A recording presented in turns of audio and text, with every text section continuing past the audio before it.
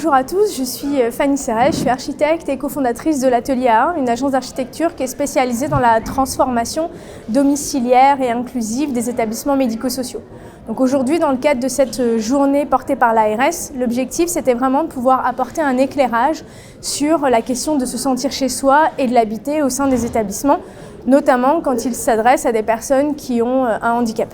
Alors à quoi ça tient de se sentir chez soi et comment on peut faire pour le reconstituer dans les structures? Eh bien d'abord s'autoriser à imaginer des lieux qui soient bien sûr fonctionnels mais aussi qui soient beaux, qui ressemblent à la maison, qui aient tous les traits de caractère domestique. Des tissus d'ameublement, des vrais matériaux authentiques, des couleurs plutôt naturelles. Et puis aussi de se dire qu'au-delà de l'esthétique des lieux, il y a un vrai enjeu en termes d'usage, c'est-à-dire de pouvoir les utiliser ces lieux comme on le souhaite, à sa manière à soi, avec des usages qui seraient vraiment domestiques, tout en intégrant des questions liées à l'accessibilité, à l'ergonomie des situations de travail, avec un objectif très clair, c'est de favoriser l'autodétermination des personnes, de leur donner un maximum de choix chaque fois que c'est possible.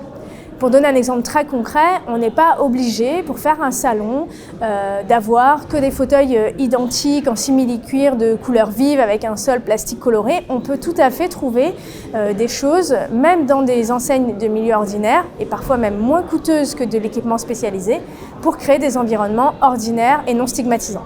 Je suis Florence Mathieu, j'ai créé une structure qui s'appelle AINA, où on est spécialisé dans l'utilisation des méthodes de design pour la transformation du secteur médico-social.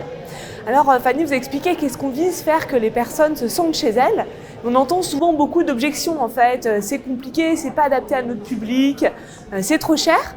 Et nous on est convaincus que en fait c'est pas ça la vraie question. La vraie question c'est de dire comment pourrions-nous faire pour créer des lieux où les personnes aient réellement envie de vivre. Tout ça, ça veut dire changer nos méthodes de travail, ça veut dire repartir de ce qui est essentiel pour les personnes, se mettre à leur place, prendre leur point de vue, expérimenter le fait de vivre avec leurs déficiences. Et puis une fois qu'on a vraiment compris ce qui est essentiel pour ces personnes, et ben s'autoriser à être créatif, à penser des modèles différents, notamment en allant s'inspirer de ce qui se fait ailleurs, en France et dans le monde. Et puis la dernière étape, c'est de tester, de prototyper et de s'autoriser à tester des choses. Et donc nous on est convaincus que c'est par ces méthodes-là qu'on peut initier un réel changement culturel dans les structures et conduire une réelle transformation domiciliaire.